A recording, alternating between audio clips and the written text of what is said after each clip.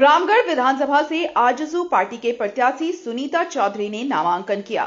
नामांकन के बाद आयोजित जनसभा को आजसू सुप्रीमो सुदेश महतो, गिरिडीह सांसद सीपी चौधरी, हजारीबाग के सांसद मनीष जायसवाल, गोमिया विधायक लंबोदर महतो समेत कई नेताओं ने संबोधित किया।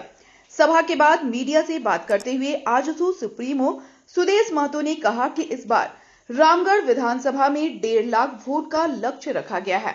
हाँ, बिल्कुल से हम लोग ने पिछली बार कोशिश की थी, जो चुनाव था तब हम कुछ हद तक थोड़ी पीछे रह गए थे, लेकिन इस बार हमारा है कि उस टारगेट को हम सभी लोग पूरा करें। हम लोग नीचे के जो फ्रंट लाइन व्यवस्था जो ग्रामीण स्तर पर हमारा है, वो चूल्हा परिवार का जो है, चूल्हा प्रमुख का है, प्रभारी का है, ये एक डाटा तैयार करता है। उस डाटा से हम इस आंकड़े तक आते हैं और एक आंकड़ा देते हैं कि उसको वोट के रूप में तब्दील करें।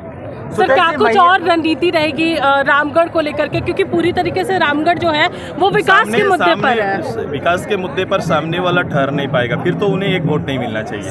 अगर विकास की बात करेंगे, और हम कहते हैं कि आदरणीय जो कांग्रेस पार्टी के जो नेता होंगे, आदरणीय जो प्रत्याशी होंगे और झारखंड मुक्ति मोर्चा, राजद, तीनों मिलकर रामगढ़ के लिए कोई विकास का अगर मानक तैयार किए हैं तो मंच पे खड़ा होकर खाली बोल दे और उस आंकड़े पर वोट ले ले, तो फिर हम मान जाएंगे कि वो विकास पर बात कर। लेकिन वो किस पे बात करेंगे?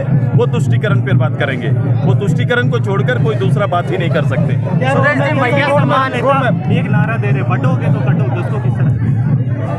मैं देखो ये तमाम नेता ने इस तरह से कभी कभी स्लोगन लोग नीचे स्तर पर थोड़ा धारदार निकालते हैं, लेकिन मैं तो थोड़ा मेरी मानसिकता, मेरे काम करना, मैं हमेशा डेवलपमेंट ओरिएंटेड चीज़ों को ही फोकस करता हूँ और मैं उसी को बेहतर मानता हूँ।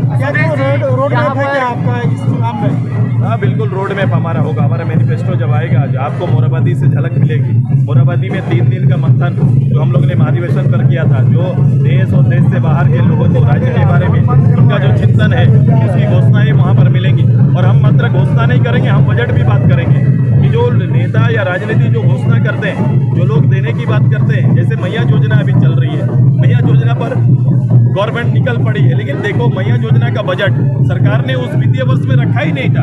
अभी क्या करें, पेंशन 4 महीना से लोगों को पेंशन नहीं मिला, पेंशन के मद को उठाकर मैया योजना बांटा जाता है।